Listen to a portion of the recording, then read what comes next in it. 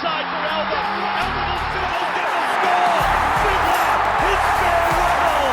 He captain to a legend and probably rugby league immortality. That's not a try, that's a miracle. G'day guys, welcome back to the Take the Two podcast brought to you by Neds. Jump onto the Neds app, follow along with all of our bets for the week incoming and for the rest of the season. Got a special on there for you this weekend. Speaking of specials, my favourite. How are you, mate? I'm very well. I've been down at Corowa for a couple of days training the Corowa Cougars. You've been everywhere. James Graham podcast, Bloke in a Bar podcast. I think I saw you on 9 News. Yeah, You've been cruising. It's been a good week. Getting the pod out there, I gave you a bit of a glaze. Yeah, it's good to see. I love it. Yeah, it was Unreal. good. But no, it was, geez, Corowa was cold. Yeah, I imagine it would have been. I had to The go. Cougars? Yeah, the Cougars. Had to train I just joined in the session for the men's and the ladies' league tag. Yeah. And look, I'll own up to it because someone will have footage of it somewhere. But I jumped in at halfback for one play to show something, and didn't get the best pass from dummy half. Oh, no. And I've collapsed in a heap trying to catch it. And at that stage, I looked around. I may or may not have sprayed the dummy half. I was going to say, that dummy half did not get away without some trauma. There's no way. Yeah, there was a few choice words, and then I quickly exited left and got my spag bowl and beer and went home. Yeah, very good. But it was good. It was good fun down there. It was cold, but it took me back to growing up in Wagga, going out and those little country towns. Yeah, they play in the league down there. They play in they're sort of in that Victorian league, secondary league sort of thing, and they don't have many people in town. But it was good. It was good to get back. I did the same thing one day when I was teaching. You know, jumped in on the team that was losing, playing touch, threw a fucking seed with the first one, and then pulled the hammy on the next set, and thought, this hurts. It catches up really, really quickly. Oh yeah, It's quick. But finds ya. And congratulations to you and Kat. Great work last week, CBA Bowl. Yeah, thank you. I can't believe you're not hosting somewhere actually on TV because you're the one that promotes it. Yeah, People know of it because of you. Yeah, but if you do it on TV, I don't like. Would being you ever under do someone special else's- comments? Because you know about it. You know a lot about those. I'd be interested, but mate, I like to be under my own roof and do my own thing and follow my own rules. Yeah. Right? Like I caught up with Sam Thide out there. He was sort of doing the sideline thing, and yeah, it's a different approach you have to take. Yeah. Like I couldn't call it the CBA Bowl and have a bit of fun with it. And also like the interviews I got to do with the guys after, like I can't have those sort of conversations if I'm under a 9 or something. Like I like to just do it in our own way, sort of thing. And you get a better response out of it. Good games. Anyway, I reckon. Some good games. Great games. We're going to get into it soon, but yeah, they were unreal. We actually we were staying at the same hotel as the Queensland Women's. Yeah, right. Your player, your Shalom. girl, came off the Shalom bench. Suaso. Mate, she walked past us. Oh, I fangirled. She walked pocket rocket, past mate. us while we were just sitting in the foyer area. She is, you can just see she's going to go places. She's just awesome. Last year in Fetu camp, we're talking about the future after we qualify for World Cup, about the next crop coming through. And Rob Tanielu, who used to play for Melbourne Storm Broncos a long time ago, he said, also got this girl, Shalom Suaso. And then the Reverend popped up. So, and then all the boys, and then Frankie Pritchard's like looking over and he's like, yeah, he spoke about her. And she was only 17. She played for the Queensland Reds, played for the Wallabies, I think, at one stage this year. And then they said, mate, wait till she turns 18. And then when you said, do you know anyone? I said, I've already spoken to her once. I spoke to her and I spoke to her mum. I said, I'm very excited to have you potentially for Fetu this year. And she said, oh, yeah, not sure, like hopefully. And I'm like, oh, no, she'll be in there. She was a gun, wasn't she? But a lot of Samoan potential in both those sides. Yeah. There's Tari Kapadi for New South Wales. certain players, like, you can just tell how they carry themselves. That, like, in a good way, I think she knows what she can achieve and what she can do, which I love. She has aura. Another Yeah, one is Eva McKeown. Yes. One of the most down-to-earth, level-headed people. Yeah. I had to remind those girls when they go into camp, just remember, Fetu first. Yes. All right? Yeah. Don't have the Australian coaches come over to you and try and poach you. Or New Zealand. Unreal. Now, before we do get into the show, we had the Canterbury Bulldogs. They sent us a little something last week, and I've been away and everything, so I haven't had a chance to. I'll get my box. Nothing Oh, you from didn't the get one? Bulldogs? Nothing from Weird the Canterbury Bulldogs. didn't send you something. Can't believe that. So shout out to Canterbury, doing good things. I haven't opened this one yet. And I'm Yeah, I'll making open it look while you very get the hard. jumper. Dear Guru, hope you love our 1995 Heritage jersey as much as we do. Do you want to take us through this one, mate? I'd love to. Absolutely 1995, unreal was that from the Canterbury. great Jim Dymock. Jim era? Dymock, Clive Churchill medal that year. Look at that one. Now, obviously the special thing with this jersey, the laundry sponsor represents the Hyundai sponsor from back in the day, Yeah. which is incredible. I love Halligan that. from the corner in the SFS against Para. Now, the famous story of this grand final was, I think Canterbury, I think they were 9th or something, or 12th or something, with about 8 weeks to go. And they decided, they put them all on a boat, they sent them out into the harbour, they filled it with piss, and they said, don't come back until this boat's empty. They came back, and I think after that, they lost one game that season. I think they're the last team to win a comp from outside the top 4. I think they were 5th. Yeah. And they reckon it all turned on that day. I love the old. A lot of teams are doing it now. The collar. Yeah. The collar and the embroidery. The quality of jersey from when we were kids, when you would buy a jersey, to now is just 100%. second to none. Like it is.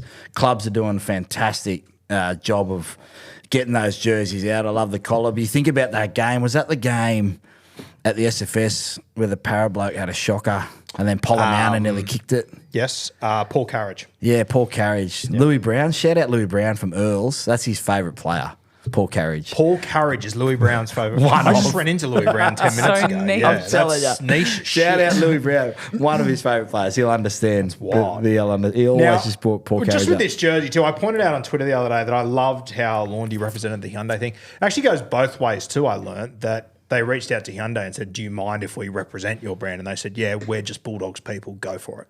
How good's that? Yeah, That's absolutely awesome. unreal. So it is a two-way thing, this sponsor, which I thought was fantastic. Canterbury, they're going to be over in Vegas. Mate, I'll tell you what, I can't wait. The Warriors fans last year, they took Vegas to another level. Canterbury, it's going to be unreal to see. Can't wait to get over there. It's going to be fantastic. Can I just add, you know what's really cool about the 95 is obviously you think of Jim Dymock and now Tegan Dymock is part of this inaugural Yeah, she is women's too. side. Yeah. It's just, it's a bit of a full circle moment. I think it's really cool to have a Dymock back in the game. We're seeing a lot of those athletes, in the women's space now that their dads have played rugby league or played rugby union at a professional level. So, but you're really cool. She scored a try last week, actually. In the trial, yeah. She did. It was a great trial Her as uncle well. coached me when I was a kid, Milton Dymock. You ever Oh, yeah. had anything to do with He was Milton? he coached against us last year in Tonga. Yeah, legend. Yeah. Really good fella. Worked me out pretty quickly. Not a good wrestler at all. Mate, Jesus. the team I was in when I was 16, I think we had like 2 Aussie schoolboys. They didn't go on to make first grade or anything, but like at that age, they were insane. They were real, cocky and confident guys. And I remember we did a video session once, and they were just bullying all of us. And Milton got in with his bald head. He just about oiled himself up like groundskeeper Willie, and he just fucked with them. It made them look like a child's toy. It was terrifying. And I imagine Jim must have been even more scarier in a wrestle room. Yeah, Jim. I love Jimmy Dimmy. He taught me the vacuum kick. Who heard about this? No. So Jimmy Dimmock, when he was at the Roosters and coaching and that, he'd be just running around. It's like a little drop kick that just skids along and then sucks back. And he'd be going. right. So I'd started Nuffy. I'm like, Yeah. oh, yeah, I love that. And he's like, it's a vacuum. You got to hit it. So if you Like you dig right in the bottom of it? No. So if I have it frontwards, right? So it's a drop kick that like skids, bounces up, and then at the last bounce, it sucks back and rolls back. Have you seen? Well, and it's a drop kick. It's a drop kick. So you hit it with the front of your foot. Yeah, right. Right. So you go drop kick, and then it skids along, and then at the last second, it like rolls back. It's No, pretty cool. I haven't seen one. Yeah, right. When we're going to do some footage later in the year, I'll do one for you, and it's. Okay, cool. When I work with kids and I go, have you seen the vacuum? I go, that's Jimmy Dimmock. I always, I think Jim Dimmock's one of the most underrated footballers ever. As far as like he had everything that I loved. He was He's big fella, attacking he was brain. tough. The ball skills for him were just unbelievable. His attacking brain as a coach is underrated. I've always said I wish he would get a gig somewhere. I don't know. Like he's been an assistant for a while and whatnot. And I know that up there at the Titans, a lot of fans are off him because he's been the defensive coach or whatever. But No, he's at Manly now. He's at Manly now, is he? I think he's at Manly, yeah. Oh, I'd love to see him get a gig somewhere as a first grade coach, see how he goes. Oh, I'd be interested to see how he goes with Lehigh at 1 too. Yes. I'm excited, yeah. I think it's interesting, we'll get to it soon, but Manly, like Turbo playing out of position, but you've got Garrick and Lehigh playing their best positions now. It's exciting. Very exciting. Fuck, I'm glad we snuck some Jim Dymock in today. That's sensational. Well, Isn't it 95 crazy? Dogs jersey. I mean, people are like, I can't believe you're holding a Dogs jersey. Hello, I'm a neutral. I'm just here for the pod, okay? We're all fans of the game here. I just love how we're 15 minutes in and we haven't talked any actual rugby league. Not a We thing, just and I'm talk not upset about history. it in the slightest. We just talk history. Yeah. Yeah, great to get some Jim Dymock in. Isn't he a really good example of, I think Bradley Clyde's kind of the same, that not that Jim Dimmock's out of the game by any means, but when they don't go into commentary or they're a first grade coach, their legacy just sort of fades a little bit. Yeah. Outside of people like you and me, essentially. Yeah. Like to think he won a Clive in 95, like I reckon there'd be so many young people that wouldn't know who Jim Dymock is. No. And they wouldn't Bradley appreciate Clyde's exactly the same. Well, Right. you look at the players that came after him, like Glenn Stewart was very much like Jim Dymock. Yes. But in a back rower's body. Yep. So you look at different times. Like, can you imagine? And then you look at Jason Smith at the back end of his career at Canberra when he was 35, smoking a bunger, going out and just putting on 3 try assists and everyone going, oh, wow, can't believe he's doing that. Like, they had so much time with the ball. There's not too many guys now that have that much time with the ball. It's either brute power on an edge or hard workers on an edge. There's not really that finesse that we've seen on an edge in the past. Fuck, wasn't Jason Smith a good footballer? Mate, I watched him at Canberra one because Sam Ayub was same manager, and I went in to see Sam, and it was back end of Jason Smith, and he set up, I think he set up 3 tries or something for Canberra, but he just had that like slow play, like Cliffy Lyons. Yes. He slow played to the point where the whole defence is just like they were hypnotised. Yeah. And he just hit his back row and he'd go through, and you could just see him like going, mate, just run us a bunger out at half time. I've got a feeling that did he play 5'8" at the back end of his career? He Yes. partnered JT for a period of time at the Partner Cowboys. JT at the Cowboys. That think fast, play slow. Obviously, Cliffy's the king of it. Jason Smith was a wizard at it as well. There's a little prince on the way. Ooh, Who's another one? He's the number 7 for the Dolphins. The other story about Jason Smith, we've got a Kangaroos jersey. He's going to have to put a hanging up. restraining order on me soon. Yeah, I know. He's on borrowed time. We've got a Kangaroos jersey over there, and I was looking at it the other day, and I think it's from 95, I want to say it is. I was looking at the names the other day. I noticed Jason Smith was on it, and I was like, huh.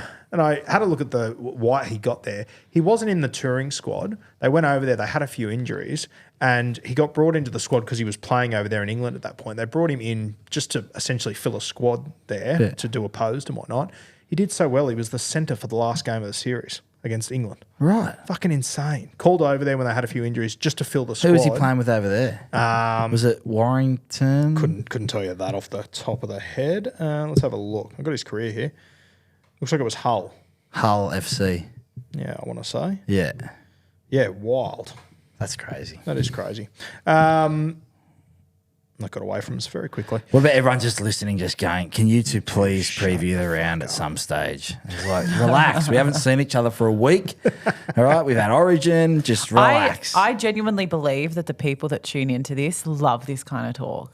I don't think you're tuning in week to week if you don't get around these chats. Very fair. It is going very well. Yeah, the 1994 Kangaroo Tour it was. Yeah. Crazy. All right. Believe it or not, we've got a show to do. So let's get stuck in. Let's talk about young halves first of all, mate. We talked a little bit pre-show about it. I think it's crazy the standard that Nath Cleary has set. I always say Cleary, when you look at his career and what he's done in the age he's at, he's always, I think, in my opinion, he's the exception, not the example, because it's just to think that he is 24 and he's won twice the comps Joey won. It's just crazy. You obviously got Isaiah at the moment doing very, very special things. What are you seeing in young halves at the moment? Well, I'll ask you, and question without notice. Do you remember my first 40 games in the NRL? Nah, not close enough. Not to to a talk in point depth where you were about it. like, oh my goodness, like the CBA potential was all from Jersey Flegg. Yeah, it was all from. Well, yeah, and you also came in you came in just as the post Brad Fitley era. That team was. And in you support shambles. that team, so you had exposure to me. We sat next to Chris Flannery at the CBA. Oh yeah, Bowl the other Flannery, night. yeah, Legend. Absolute legend. Most versatile player ever? Craig Wing for me. More versatile than Flano. Craig Wing, yeah. Mate, there's a week, I'll go and find it, where he plays front row for your Roosters side and 5'8" for Queensland. I just same think week. Craig Wing being able to play in a spine position, probably I sway that way, like a dominant spine position. Yeah, okay. Yeah. He's probably the only argument. But great guy. Yeah, very understandable. good fella. Doing great things up there at the Falcons too. Yeah, shout out to the Falcons. Young halves at the moment. So the reason why I say that is 40 games. I think I played 45 or nearly 50 games in reserve grade. And we don't see that anymore because we see reserve grade as such a downgrade from first grade. You know, there's a lot of kids out there that when they get 18, 19, they go, I should be playing first grade. And it's like, well, you haven't gone away and worked on your craft. And I think that Jason Demetriou was trying to do that at Lockie Ilias last year. He came in because when young guys come into first grade, you get that peak of excitement, energy, I'll do everything. Then it's like, okay, yeah, game 2, game 3. They have about a 6-week period where they start to dip off because you're mentally, physically, all that kind of stuff, right? And I just thought today the topic around young halves, I know there's a couple of young halves struggling, you know, especially there's a lot of talk around the Dragons halves at the moment and what they should do and stuff like that. But it's just got me thinking, like, right now there's a real focus on you have to come in and win straight away. Nathan and Isaiah are the exception. Yeah, not the rule, as you said. And to be fair, like their teams have actually been going pretty well. Yep. If you're down at the bottom of the ladder and you're a young half, and we're going to speak about Latu Fainu very, very shortly, what's he expected to do? Is he expected to come in and run the team? No, he's got Jerome Luai because that's the perfect match. A young half who's still learning with an experienced winner. If you don't have that in your halves, it's very, very hard week to week to come up with wins. And that's where the Dragons have been at the moment. That's where Para were at the start of the year when they didn't have Mitchell Moses. Yep. And that's where the Titans have been. They didn't have Foz. They've looked better with Foz, right? Despite, Foz being Foz. Like he's at the last leg. Yep. But I just thought, like, right now there's a lot of halves also that are trying to stay in the team instead of win the game. Yeah, it's an interesting perspective that I think a lot of fans, and even myself, because we haven't been in those shoes, you don't really think about as fans. Well, when you get into first grade, you want to do your job, right? But getting to first grade, you had to have shown some sort of X factor as a half, ball runner, something, right, to be able to get there. You do get coached out of that a lot, and the rules, I think, have been negatively swayed to the point where when we spoke about Sam Walker and taking away the 7 tackles and short, we've done that to the end. But right now, there's a lot of halves that are like, you look at the score and it's like, man, there's 3 people back there. That's why I love Hugo Savala so much. He will just put one 15 metres in front, let it bounce around and see where it bounces. And then at other times he kicks to the air. He's actually thinking about his kicks and thinking about his game. I heard a really interesting conversation when I was watching. So when the under-19s women's game was on the other night, we went down a few minutes before full time. And I think it was the Queensland coaches were talking. They were saying how they've been working with their halves about exactly doing that they watch on TV. They watch the NRL at the moment because the NRLW is not on, that, all these kicks they're trying to land at 2 metres out from the in goals. And they were sort of saying that the kicks they've been working on this week have just been to grubber or chip just in that dead zone between the fullback and them, just to give a 50-50 shot. If it doesn't work out, it'll bounce up. You'll usually get a knock on. They sort of said that it was their entire game plan to sort of try and put in those kicks. So I thought it was just something and obviously I haven't coached the women's game and whatnot, and it is very different. But even when I was sitting in the crowd, I was thinking, geez, the girls are kicking it so much further. It's so good. It was interesting to hear coaches say, no, we're trying to land it in that dead zone. Yeah.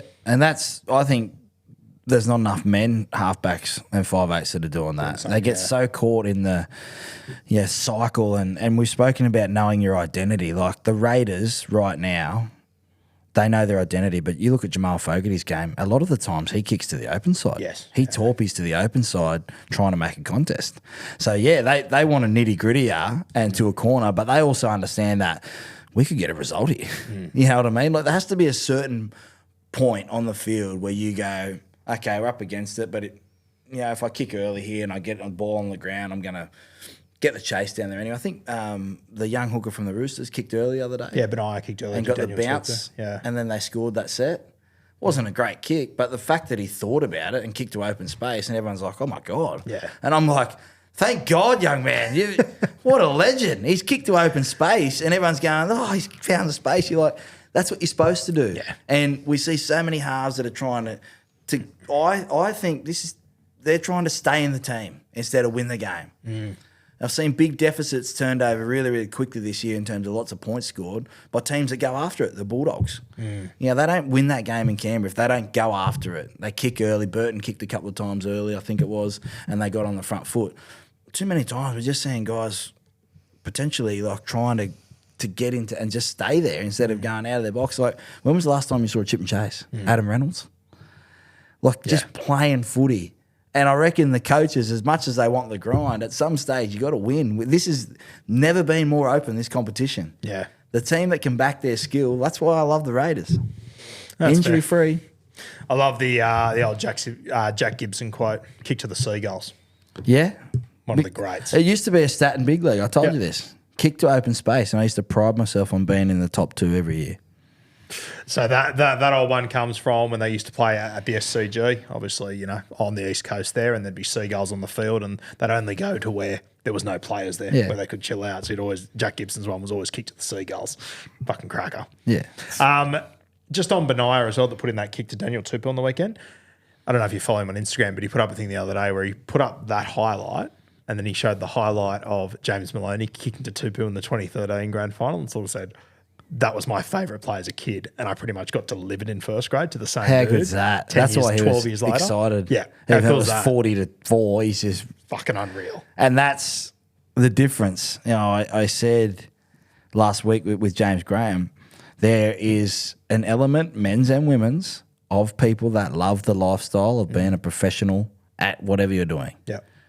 There's an element that I'm going to get money, sponsorships, I'm going to be on TV, I'm going to get all the flash stuff, free sponsorship, all that kind of stuff.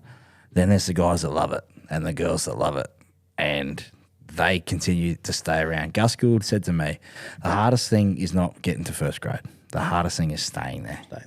And a guy like Benaya, even remembering that James Maloney, what is he, 20? Yeah, 20. Yeah, he's Josh's age, 21. Yeah, so he'd have been 7 when that happened.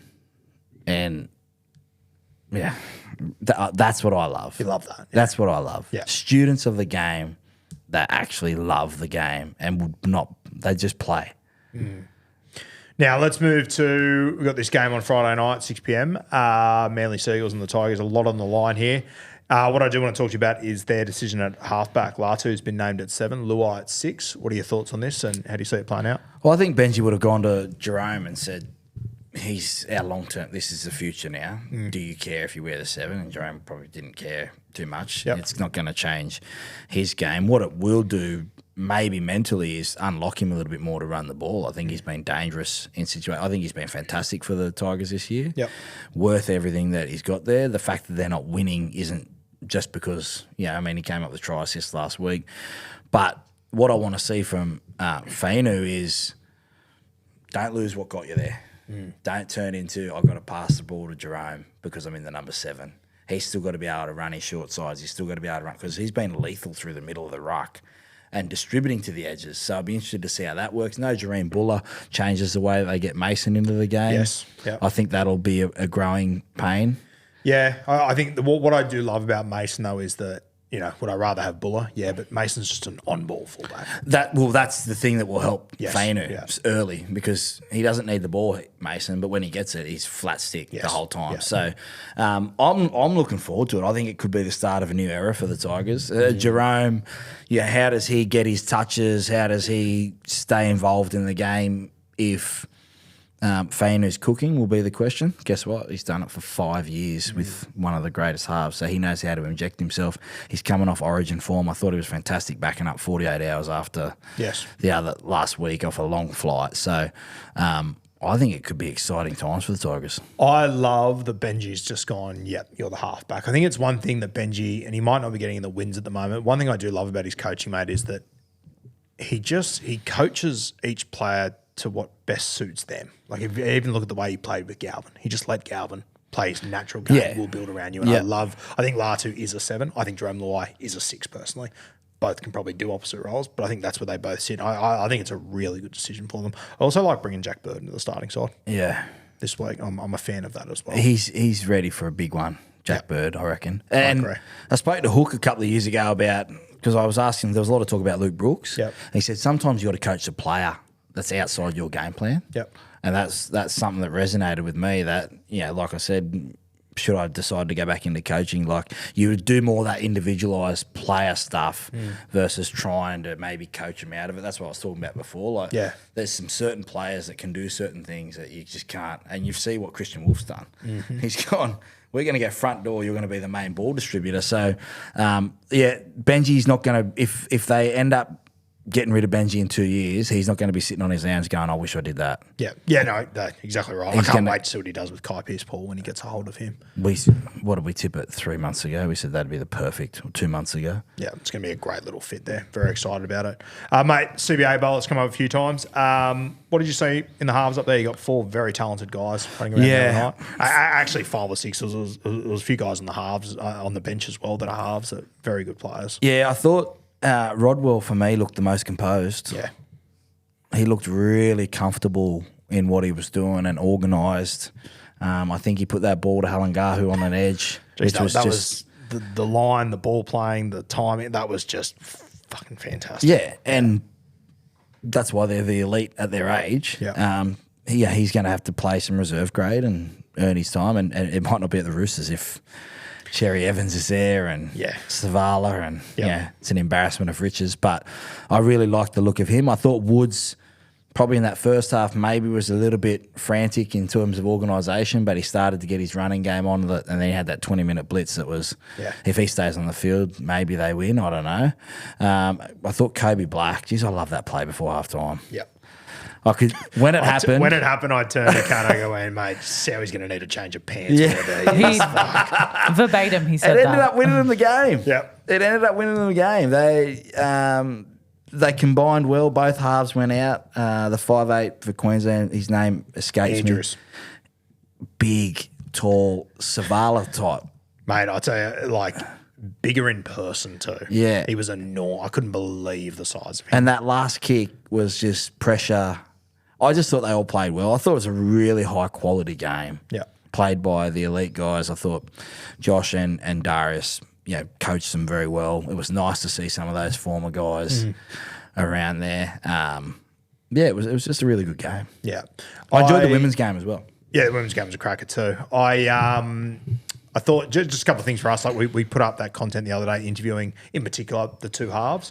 Halangahu, I've seen him do a few interviews. I knew that he was very well spoken and whatnot. I think he'll be a star before we know it. But just talking to those 2 halves, in particular Kobe Black, because down here in New South Wales we just don't hear about Kobe Black. I had the short ball on here that he had talking about, and he was sort of saying how I think a lot of New South Wales people, because you hear so much about Mitch Woods, I think like Kobe Black was almost starting to get a bit of a name of like overrated. And Jacob the other day just flat out said, man, it's fucking bullshit. Like, the kid's a gun. We just don't see enough of him. And he just ticks so many boxes for me. And when I spoke to him after the game, just the way he carried himself, like I was interviewing him, he was holding the shield and he was giving me stick about Queensland spirit and how we don't get it. And I was like, I'm going to jab you, but I fucking love this shit. This is great. I like just the confidence he had. And the thing that stood out with me with Mitch Woods, so he got a HIA late. He was filthy. I don't know how much they showed on TV, but as he came off through the net, he was beside himself, as he fucking should be, because I probably think he would have gone close to an MOM based on that 20 minutes leading into that. When we came around to go to the sideline, we walked through the tunnel and he was having a conversation with the HIA guy who was saying, mate, you can't go back on. He was beside himself, right? And he had like a little moment where he sort of let a lot of emotion out, right? And we were standing right there. And I love when we got out in the field after, he was just standing on his own. And I just walked over to him and said, mate, I'm so sorry with how it played out. He was really good. And I loved as well that he straight away said, I'm not sure if he said it to you, Kat, or if you were just there, but he sort of, I knew he was indicating it at you. Do you know what I'm going to say here? I wasn't sure if you actually heard it or not. I think so. He sort of looked at Kat and sort of went, in Kat's direction went, I'm so sorry for the way I carried myself there. Like, Oh, yeah. did he say that? Yeah, Did you pick up on that? Yeah, because he had seen us walk through the tunnel. Yes. Like he knew that because he had a little outburst. Yes, yeah. He obviously had every intention of just having his moment, but then saw us there. And then we had that moment later where we saw him and he apologized for how he carried himself. But at the time, I just saw that as, oh, he's really passionate. He really cares. Yeah, I don't see it as a negative. But I love his mindset to sort of go, oh, that's not how I should carry myself in that moment. It was very Like, mature. It was very classy. It's a maturity. And I said, mate, that's exactly what I want you to fucking do. I want you to care. Yeah. I want that to mean heaps to you. But I thought that he, in this moment where, that's his last 19s game. He's been taken off the field. They lost. It was still like he was just reflecting in that moment. I just thought it was a really good thing. If I was a Canterbury fan, I'd be really excited about that as a leader. They've got some decisions to make the next couple of years. But I do. Yep. Because he's been playing well in reserve grade. Yep. The times that he's gone up. What do they go that young guy, Galvin and Woods and Burton moves? Like they got some real. Yeah. They're in a strong position. They are, yeah. Same as the Roosters in terms of that stuff coming forward. But unfortunately, the way of the world is young guys don't want to wait. Yep. If they're good enough, they're going to be playing. So if I was a betting man, which I am, just not a very good one, I would say when Canterbury win their next comp, I think Reid, and I reckon there's a good chance Burton won't be there. Wow. That's how I reckon. It has to play. Win They can't their all next stay comp. there. But they win their next comp, yeah. Hopefully it will, if it's not this year. But I reckon heading into the future. I just think with Galvin, he's there now. I think after what they've been through to get Galvin, you'd think they're building a fucking future around him, I would assume. And I think that, Woods... How old's Burton? 26? Yeah, he wouldn't be too old. He debuted in 2020, I want to say. Maybe 25. 25, yeah. If they win this year, geez, he'd be a good target for Perth. I think he's going to be a good target for Perth anyway, yeah. Look, get him over there. Leader, young age was captain. That could be a smoky. I reckon that's what's going to end. I reckon one of these new clubs will go heavy at Burton, or a club will go heavy at Burton. Yeah, right. And Canterbury are going to have to make a decision. Okay, Galvin, Woods, Conti, you already mentioned him as well. I reckon. Once again, I hope I'm wrong. I'd love to see Burton stay there. He was there for the turnaround, but I just reckon something might have to go. Something's got to give. Something's got to give eventually. Eventually. Yeah. And if I'm Burton, Like even guys like Preston, Kickow. Yeah. Kickow won't, in 3 or 4 years, he won't be there on 900. Yep. Kings on the way up. They've got Tupanua, they've signed Salmon, they've got Kurt Mann, who's got another couple of years in him. You can't keep everyone forever. You have to make decisions at some point. Yeah. That's why Penrith had to let him go in the first place, realistically. That's right, yeah. So, interesting to see how it plays out. Mate, let's talk about the Panthers. Oh, sorry, the other game, the Tigers, Manly. You want to do that? Did you talk, or are you going to save that for the preview? What do you want to touch on there? Or just how big the game is, and the halves. Yeah, we'll get into that once we get into the game. Panthers, they're in such a unique spot. I said to you pre-show, for a team to be going for their 5th premiership in a row and have no pressure on them whatsoever is fucking unbelievable. But that's the spot they've put themselves in. And you look at the ladder, you go, Penrith's gone like a bastard. They've had this go wrong, this go wrong. They fuck this up. 8th. 10 weeks to go. Yeah. And we've been saying on the pod, I'm interested to see how Ivan Cleary handles this, selling the story. And you felt like on the weekend watching them play, we all tipped the Warriors because we thought, no Origin players, blah, blah, blah. Last time they played Newcastle, blah, blah, blah, right? You felt like Ivan Cleary's got those young boys in a room and said, hey, boys, this is your grand final. If you want to be in this team, if you want to be a part of getting us going back, don't worry about the 5 guys. They're there. They've done their stuff. If you can get to a level that we know you can, that is expected at this club, they will come in and I'm telling you, that whole wave, you will carry them. Stop waiting for them to carry you all the time. And that's how they played. Milky Jenkins, he's one of my favourite players in the comp. Mate, Paul Alamotti was in reserve grade. He was top 3 players in the grand final last year, I thought. He can't get a bait in the side now when they're full strength because of Milky. Yeah. Milky started the season left centre in reserve grade. I love that he's lent into Milky too. A lot of mad. kids just Milky like, just call me my name. And you're like, no, It's mad. Milky. Sponsorship ASAP. They're in a really unique position. I'm going to go out on a limb. I think that yeah, you spoke about the 95 Bulldogs. This is the best team since then that could win it outside that top 4.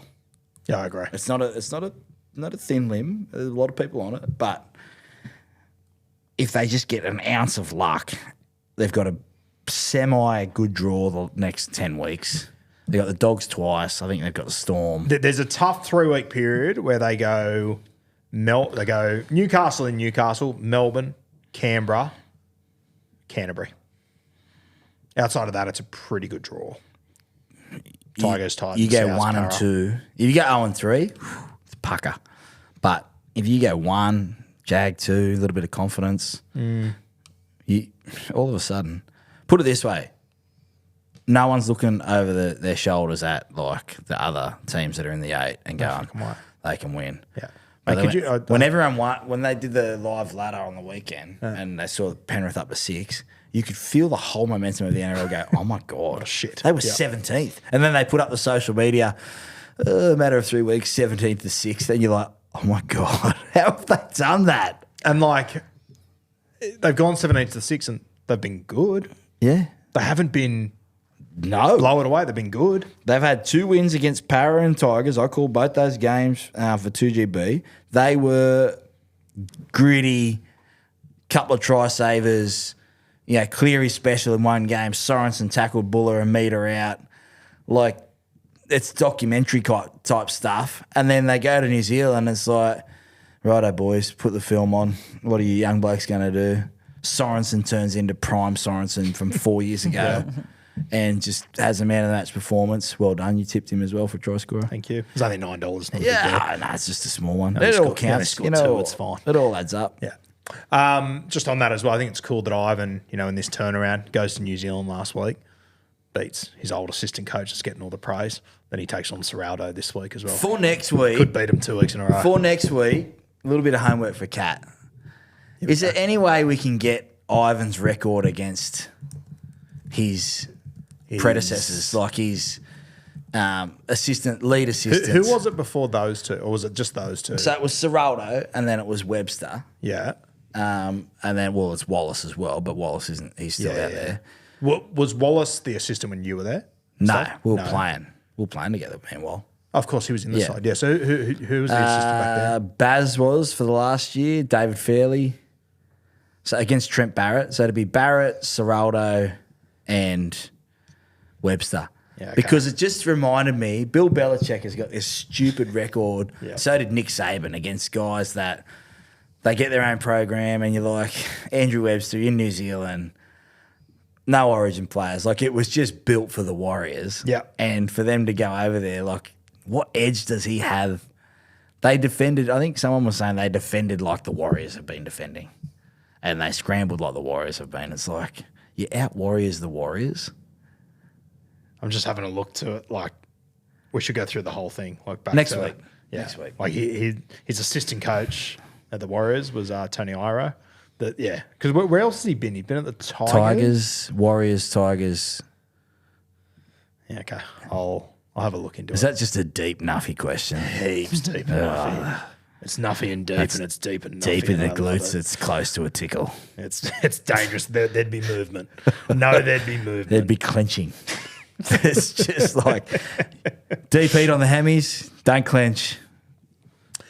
You said before that they're probably the most likely team that's not a top 4 team over the last few years. I don't know which teams in the top 8 right now I'd confidently bet to beat Penrith if the calendar says September, realistically. We're going to see Thursday night, aren't we? But we're going to see this. I can't believe there's just no pressure on them whatsoever. It's unbelievable.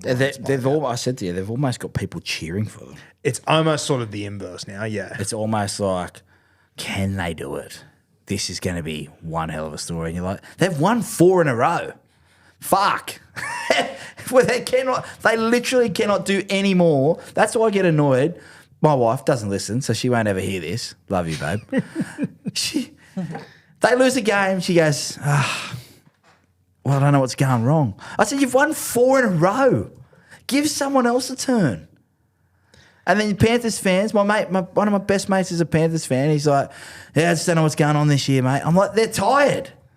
They've played 150 games to everyone else's 100, and they've won comps. And the only thing they haven't won that you could be upset about is the World Club Challenge, which to me is the biggest mystery. And you talk about tinfoil and UFOs and all that shit, and like, did we really go to the moon? How have Penrith not won a World Club Challenge is the biggest mystery to me. Shout out to the Super League. They're obviously too good in those games. But they've got people cheering for them now. And it's at a stage where if they win Thursday night, can they make the top 4? Yeah, I don't know if they can make the top 4, but how far off the top 4 are they? Really? Like, if there's 10 games left, they've got one bye to come. So there's 7 points behind the Warriors, right? 7 points is a lot. Yeah. For that, and look, those top 4 teams to me. Sorry. 5 points behind the Storm, because Storm have had an extra bye. Okay. All right. 5 points. Like this, so they're on 17. Yeah. They've got to play the Storm, which is a 2-point swing, 4-point swing. And if they were to win Thursday night, and the other thing, what you said 2 weeks ago,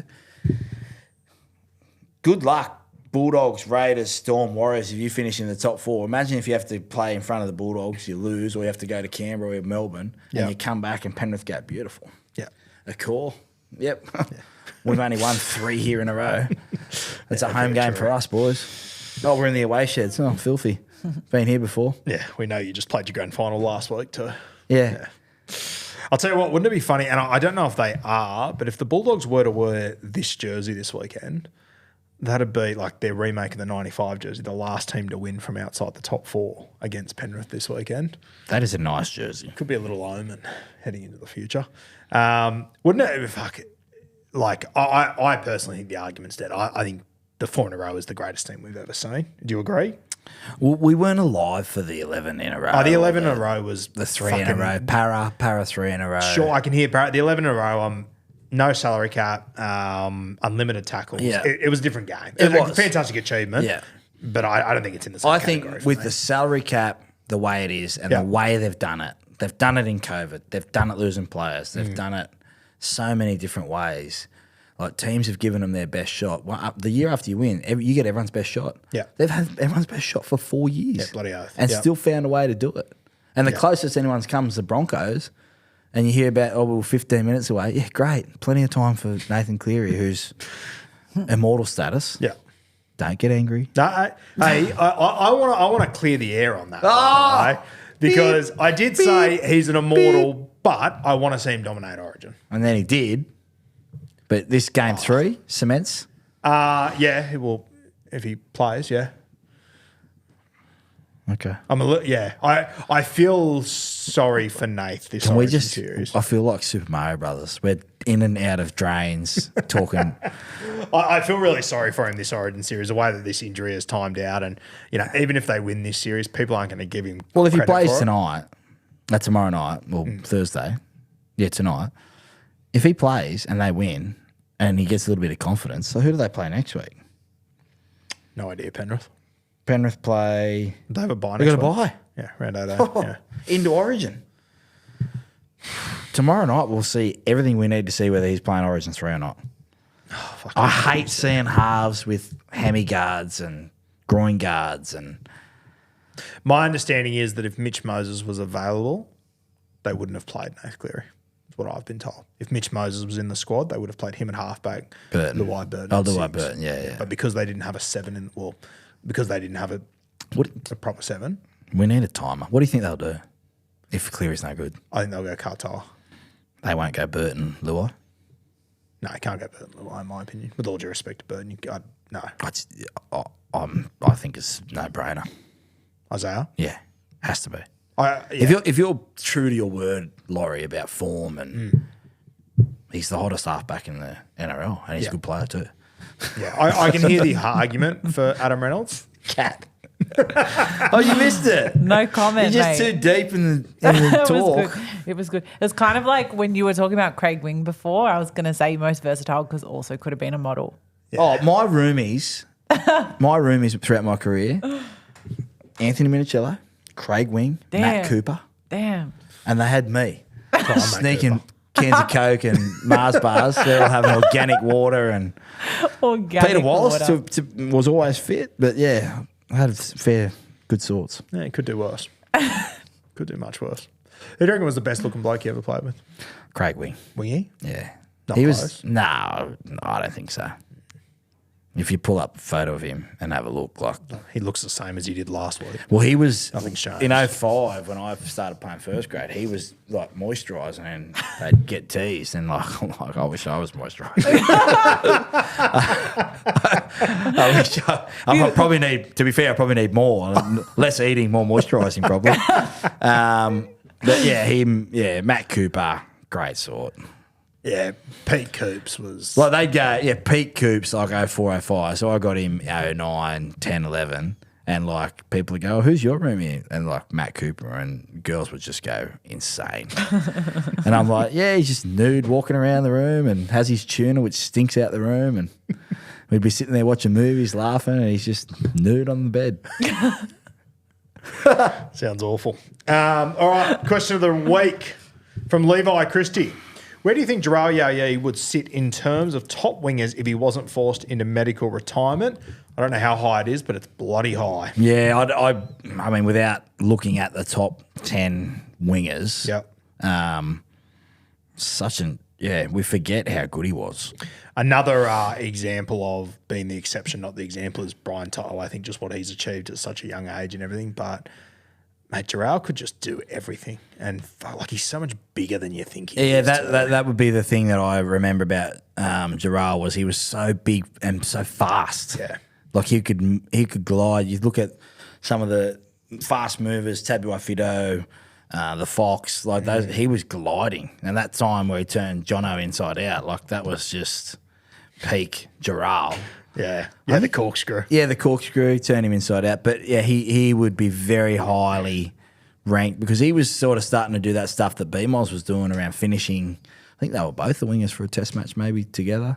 I think they were, Yeah, but he was like the other side. Like BMOS with speed and skill, and Jharal had exactly that as well. So he'd be very highly ranked in terms of wingers. And that was when the game was different. Like now you said wingers have to average 200 metres, which they do. Like, but those guys were averaging like 150 already. You know, it was a different game. But we did a live show in, I want to say Rockhampton 2 years ago, and Jharal came with us. It's a pretty big night on the piss. Like we leave the pub at 3 or 4 a.m. or whatever. And Jharal, he's been retired for a decade now. He still had the alarm set for 6 a.m. Went and did a 10K run that morning. I saw him at the airport. I was hungover as balls, and he was right as rain because he'd got up and done this run. Anyway, it turns out that morning he was running and he was hungover. He had the AirPods in and whatnot, and he's running. And there were some guys that were coming to the end of their night walking home. And when he stopped for a break, they went, "Are you Jharal Yow Yeh?" And he said, "Mate, I was hungover, I was tired. I went, nah, I'm not." They go, "You've got Yow Yeh tattooed on your chest." Oh yeah, and he just ran off. One of the greats, one of the all-time great fellas. Yeah. Fucking hilarious.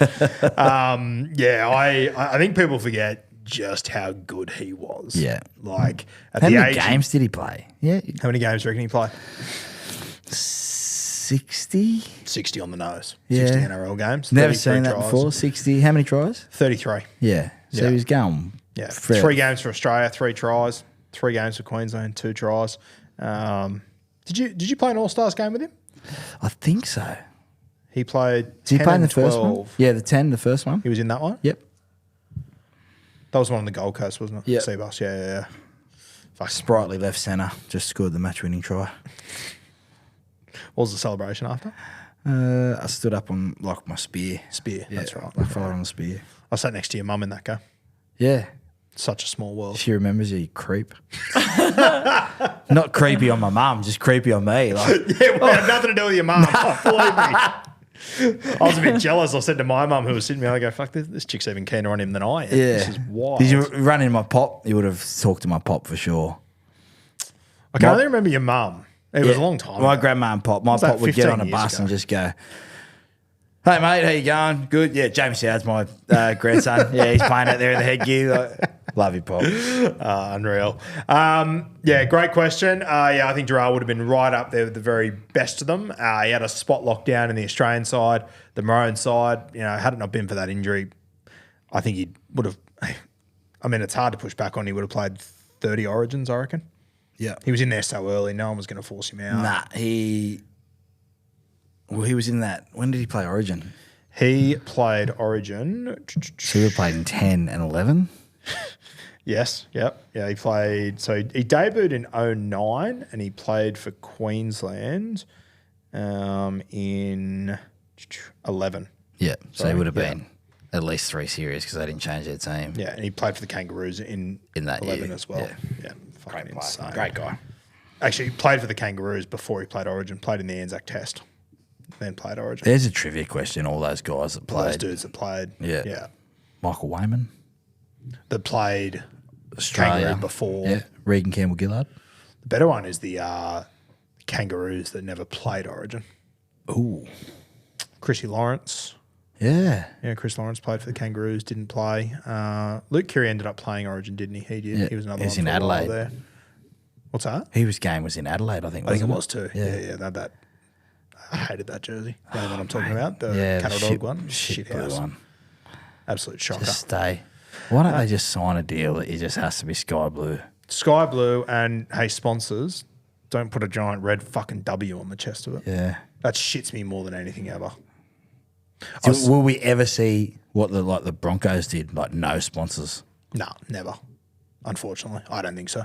I was joking with Beck the other day. She goes, we're sitting at the airport. She goes, what would you do if we won like 50 million on Lotto? And I said, can you Google, work out how much the Westpac deal is with the New South Wales Blues? And it was like a few million. I'm like, I would spend a few million to put Guru on the front of the Blues jersey. And I'd say to an artist, pick the colour that best suits the jersey.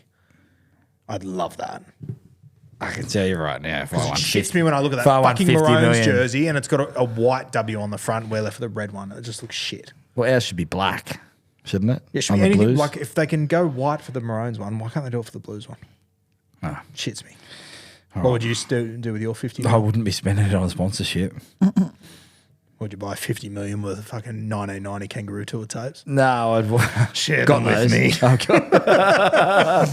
I would. What would I do? Apart from buy houses, like the guilty one would be.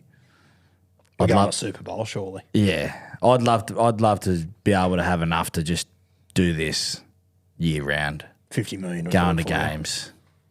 $1 million would do it. Million to do Like it. going to surely. games and going to clubs and going, hey, we're going to spend the week with you and just give you a wrap up. They used to do the summer series on Fox. Yes. I'd love to do something like that with you. That would be cool. Like just sitting down talking, going through the juniors, giving everyone a chance to like, hey, we're Bulldogs, we're going through from Lisa Fiala on the women's side to NRLW and we're going from SG Ball to these are the ones you need to watch, the CBAs, and these are the ones that are going to be putting pressure on the, that's what there's a show there.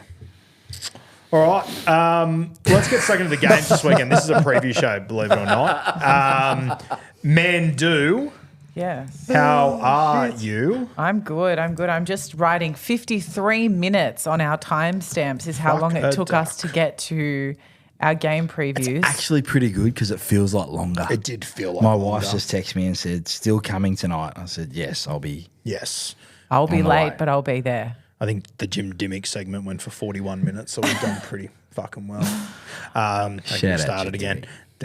All right. Do we Easy. want to dive Easy. straight in to the games? Let's go do through it. the games. All right. You guys have already touched on the first game quite a bit. So we know your thoughts. Let's do a bit of a quick fire with this one. I want to know how you think this one's going to play out, specifically the Panthers v the Bulldogs.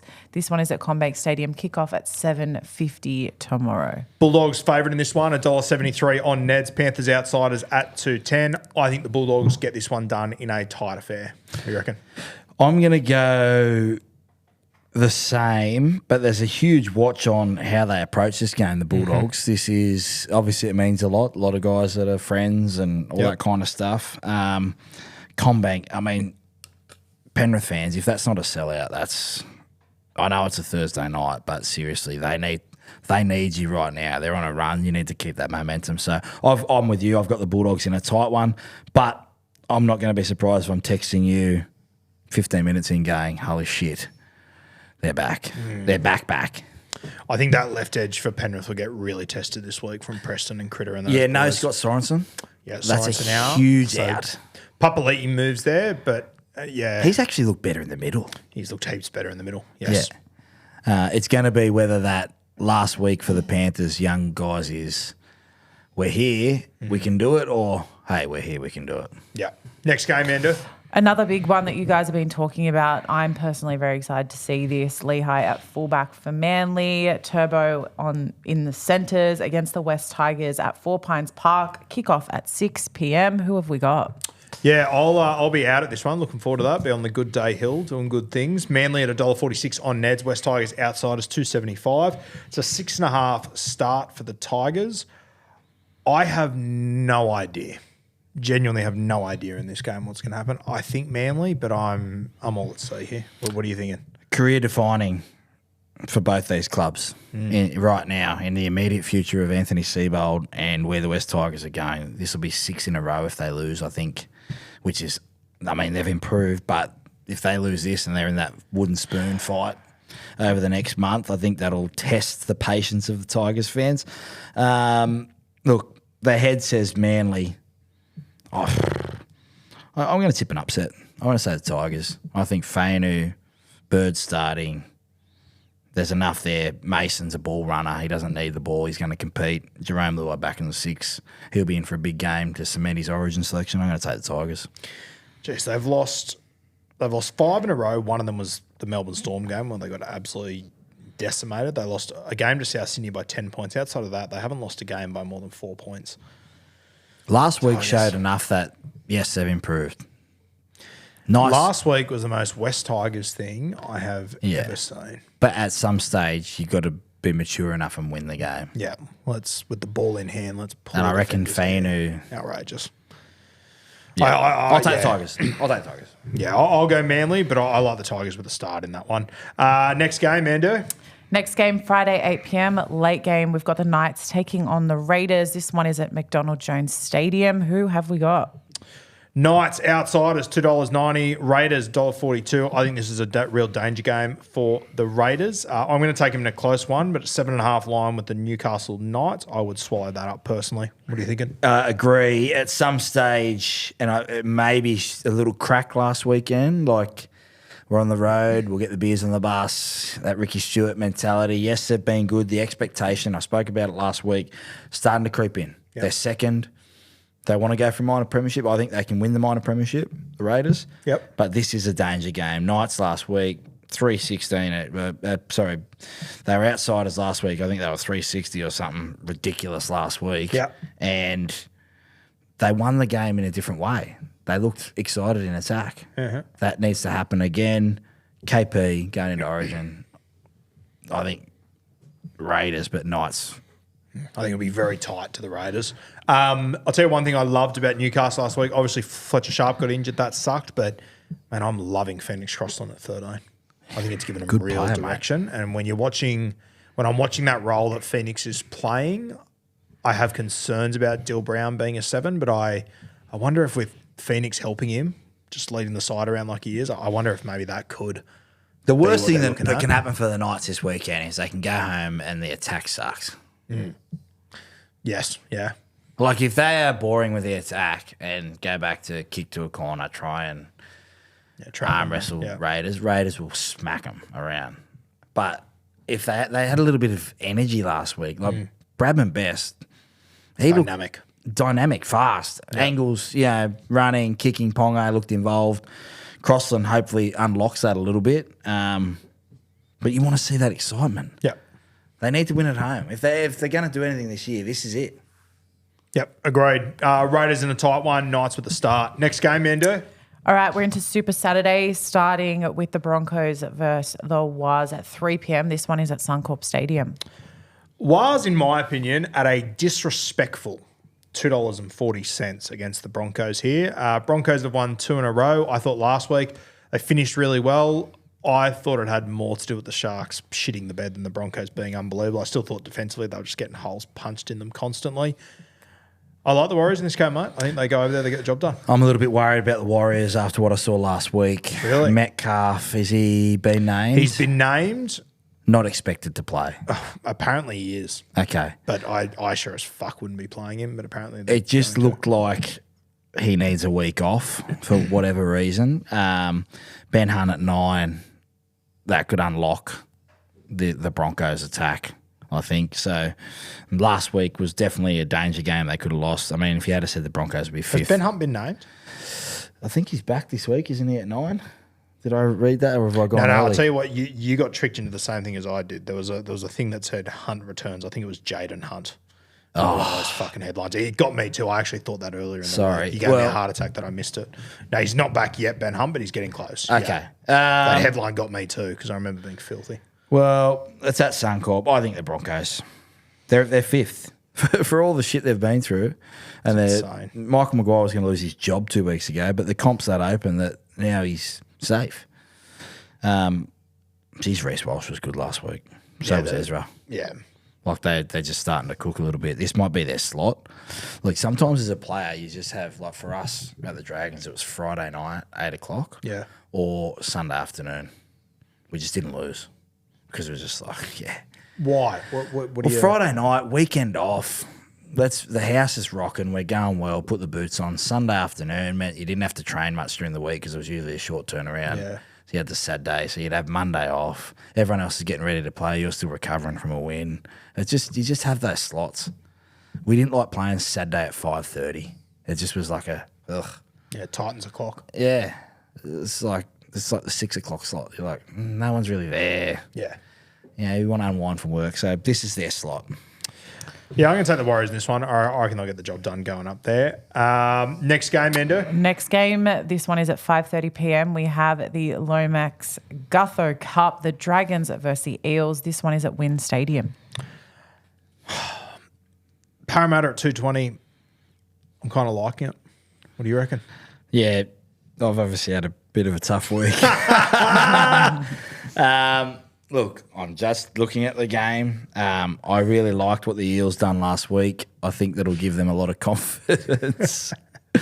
Winning without Mitchell Moses. I saw your post about Rookie of the Year. It is a one-horse race. Isaiah Iongi is sensational. What a pickup from Jason Riles. Dragons, a lot of talk around Kyle, a lot of talk around this is a game they have to win. I think the Eels go down there and it says, boys, let's just see what happens mentality. And Zach being Zach. Like, in a vacuum, Origin, the noise that would have been in his head after Origin, he kicked 6 from 6 on the weekend. And people will go, oh, it's Titans. And you're like, no, 6 from 6, 4 days later. Give the guy some credit. And somehow maybe he finds a way where they just don't lose. But you know what? I'm going to say Golden Point. I don't mind that. Were they Golden Point last time? And Zach, yeah. Lomax kicks a field goal with a fractured foot from 40 out. Yeah. So I wouldn't be surprised if it went Golden Point. And I wouldn't be surprised. Look, the Dragons have shown form this year where they could blow teams off the park. That Sharks game was just a tale of, holy shit, we're in front. And then they tried to recreate that, and the Sharks went up a level, and the Dragons didn't do that. So they're going to have to do it this week because Zach will be coming for them. I think Zach, I don't know what the record is, but he could break the record for hit-ups this week, potentially, Zach Lomax. I think isn't it Joey Manu at like 31? Mate, he's got 31 in him, Lomax. Fuck. Yes. If teams had actually kicked to him, he'd probably break it every second. Oh, he'll go looking for it. What about Josh Adokar? He's getting more kick return meters than he's ever had in his entire fucking career. The Fox thought, oh, I'm on the wing here. I'm just going to score a couple of tries. He's like, oh, going to have to read the ball back. You have to read the ball back a couple of times. Friend. You're trucking more nut than anyone ever has before because they just refuse to kick to Lomax at the moment. Yeah. Wynn Stadium, Okie Jubilee. I always have a thing in my head that I think the Dragons play better at Wynn Stadium. Oh, I liked playing at Okie. I knew you were going to say Okie. You always talk Loved playing at Okie. Wynn was such a windy... Yeah, that's fair. The wind tunnel coming from that southwest, the hill. It's right on top of the stand, so you sort of, it's a little bit different dynamic. And I think Val has kicked better at Okie than he has Wynn. But yeah, it's like you like playing at home, but I always enjoyed playing at Oakey. Yeah. Last game Saturday, Mando. Late game Saturday, we have the Dolphins taking on the Rabbitohs. This one is at Suncorp Stadium, featuring your favourite player of the moment, Izzy Katoa. Sowie. Sorry, time out. Why the hell have they got 2 games in Suncorp and then a 2-hour break in between? Why not they just have 5:30, 7:30 at Suncorp? Like they do Magic had Round. not noticed that. Is that? Is Why would they? So they're going to clean it out. All the Broncos fans. I remember this. Yeah, they are cleaning it out. Yeah, I remember reading an article about this a few weeks ago. Fucking insane. I think it might have. Has it got something to do with the times that games have to be in New Zealand or something potentially? Something like that. Yeah, but it'd only be 7:30 over in New Zealand if they played at 5:30. Is there a clash with something else, mate? I don't know. I remember reading something about it that there was reasoning for it, but yes, Seems it's insanity there. madness. Yeah. This is where we need to be able to flex the schedule. Yes, I agree with you. Take them both to Friday night if you have to. Yeah, and just do back to back. Just do back to back. Dolphins, Broncos split the gate. Because and the then Wires can play at 6, can't they? Broncos, Yeah, that works. Titans split the Broncos, Dolphins split the gate. And then you do it again for another time. Yeah, I'm sure the Broncos would love to split the gate. I reckon Well, that'd be your issue. mate, I don't. Yeah, it just seems madness to me. Anyway, double. I'd love to time know and how a many half. people are going to do the daily double. What do? You just go to the Caxton for an hour, you turn around, you come back?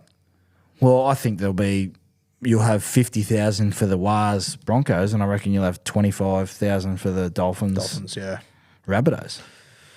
Yeah, anyway. I hope they're giving some sort of discount if you want to attend both games. I hope so. The NRL. Wouldn't hold your breath. I got an upset in this game. I think the Rabbitohs at 240 get the job done. South Sydney, I think they've been playing well recently. They just haven't been able to get across the line. Felice Kafusi out. Another one for the Finn. Rabbitohs get Cody Walker. Campbell Graham's the big one for me. He'll be marking up against Herbie. I think he'll lock him down. I really like South Sydney. Wayne against his old club. I think as far as their season goes, I think this is almost a must-win game for South Sydney. Yeah, it is. I've got this theory about the Dolphins, though. They just are different at Suncorp. They look like they're faster and got more space than what they do when they play at Redcliffe Stadium. Yep. Rabbitohs last week probably should have won that game, to be fair. Latrell was sensational. So good. Getting Walker back, yep. Like, this is their do or die, the Rabbitohs, but Dolphins will be filthy. I reckon they'll be, as much as Wayne has the record, like we spoke about Ivan against his assistants, I think that Christian would have his side ready to go, and they're coming off a loss too, so it's a nice sight to see how mature they are. I think the Bunnies with the 4.5 start is an absolute special this week. I love them in this game. Pete Mamazella's back as well, another big in for them. They haven't had a 9 for That 6 is an weeks. in for them, yeah. Yeah, Keon playing for an Origin jersey. I really like South Sydney this week. Where do you have AJ's, I think, 7 tries away from the record? So good. When do you reckon he breaks it? This year. Yeah, they've got, I think they've got the Titans in 5 weeks. I reckon that'll be the game. He could get it before then, though, to be fair. He scored 4 last week. Mate, watching last week, I spoke about it on Bloke, but I was at the game and I was up Halves watching it. Like, Latrell, he sits in one spot in the set of 6. Like, he doesn't swing to both edges. He'll pick one spot and he'll just say to them, I'm here, build the fucking set around me and I'll just set up a try in 3 tackles. Melbourne's got 4 tackles to get ready for what he's going to do. They know where he is. He doesn't move and they still can't stop Have you heard Joey talk about Wally Lewis in Origin, how he'd just pick a part on the field, how he'd just interject himself? He wouldn't terrorise just like float around and try and get the ball. He'd just wait and watch. That's what it reminds That's me exactly of. what it was, That story that Joey told. Yeah. Yeah, I'll have to find it. I'll send it to you. Like, I was just sitting there watching where Latrell was standing on, okay, that's where the set ends. And the amount of times he was standing on the left edge and you could tell Melbourne scrambling, calling where he is. He gets the ball and he just does the same thing Who's they've on done that for the wing last. for the Dolphins? Oh, Sarko. Yeah, it'll be Osaka. So Well, I assume it'll be Osaka. It's going to be Alex Johnson 2 tries or Sarko 2 tries because he might get up in the lane and take one. Yeah. Which is why I didn't have far longer. I thought he might have just gone, I'm getting beat here. Let's just watch the ball and go for it. I think they need to stop picking Sewer on the wing. I think he's a fullback, out and out fullback. I love Sewer, but he gets caught out there way too much for me. That right edge for Melbourne's trouble, by the way. It's been like that all year. It doesn't Will matter who the fuck Warbrick, is they there put any there. sign of... Yeah, he'll be back in a few weeks' time. But mate, even when he was there, they've struggled on that right edge for a long time now. Speaking of... Next game. Next game. I honestly, were we still doing Dolphins? Yeah, that was Dolphins, Rabbitohs, Cool. that was, yeah. I don't know, because a few other teams came up in that conversation. All right, let's go to Sunday. We have the first game on Sunday kicking off at 2 p.m. at Amy Park. Storm taking on the Sharks. Sharkies outsiders, $3.25, Melbourne $1.35. I've got a bit of a theme to this weekend. I think Melbourne win, but 9.5 is too much for the Sharkies. They're one side that isn't afraid to go down to Amy Park. They've been going like a busted the last few weeks. I think this week is lock the fuck in for Cronulla or don't bother this year. Yeah, same for Melbourne. Craig Bellamy last week, to be fair. Back at home, that's their slot. I think they've scored 200 points or something when they play in that Sunday 2 o'clock slot. So I've got Melbourne. In a tight one or No. you think they win well? Yeah, I think last week, there's some scars from last week. Poor old Sharkies. Christ. Last game of the week, Kat. Last game, Sunday, 4:05 p.m. We have the Titans taking on the North Queensland Cowboys. I know you're excited for this game. This one's at Seabus Super Stadium. No disrespect, but talk about a tough carry off your own line. Mate, if my TV breaks, you won't hear any complaints. There'll be no complaints whatsoever. I'll just wear it. That'll be Doesn't help fine. that Keeney is not in there either. Oh, tell me about it. Yeah, if I lose the remote that afternoon, no stress. Fuck. Cowboys? I don't know.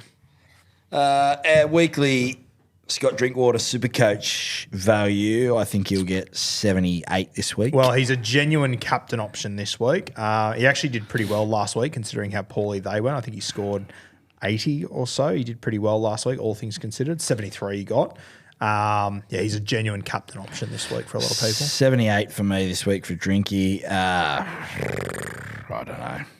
I'll take the Titans. Now, I assume you probably already took this into calculations with your Supercoach prediction, but Jake Clifford goal kick or Drinky?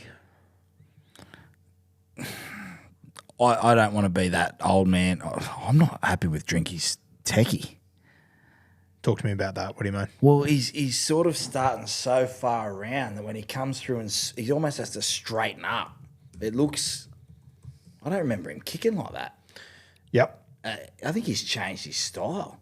So when he comes through, he's so far around the ball, he has to sort of try and bring it around instead of Asako, who hits it on the inside. Feels like Drinky's going to the outside of the ball. Sarko's hitting them at the moment. Oh, my God. He's so good to watch. If you compare those two, they're the same goal kicker. Left foot, right foot. But they're the same sort of style in terms of being. Yeah, I think he's got the wrong tee as well. Talk to me. Talk to me. I'm pretty sure. Talk dirty to me, Sowie.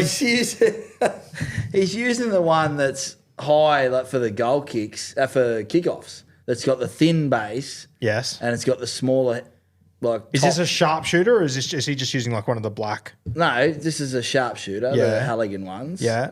That's got the smaller base on top. Yes. I thought he used to use the rounder one, which the ball sits a lot flusher because it's got a bigger base to sit on. So when he goes around the ball, but he's obviously changed that way to get more purchase on the ball, but he's not. It's not getting the purchase. That first kick last week, it looked like he had to stop to get around the ball. Yeah. What tee would you advise kids use, or is it The depend on their green, kicking? yeah, well, it depends. There's the two. There's Rugby Bricks. Yeah. They've got a good one. I've got a gun kid who's kicking off that, and all the green ones at Halligan. I always use the green ones, or the black. The Did old you black always tee. use the same tee all the way through? Or? Yeah, I had the clear super tee, Yeah. which broke your foot, and then Daryl decided to make it rubber instead of plastic. And then I went to the black tee, which was just unevenly cut, so it never sat the same way. And then I went to the green tee. Yeah, I tried to go for a lower one for a little while, but I didn't like it. Would you have one tee for the season, or would you use multiple versions of said tee? I'd have a couple of versions. You would, yeah. I tried to keep the one if I was kicking good.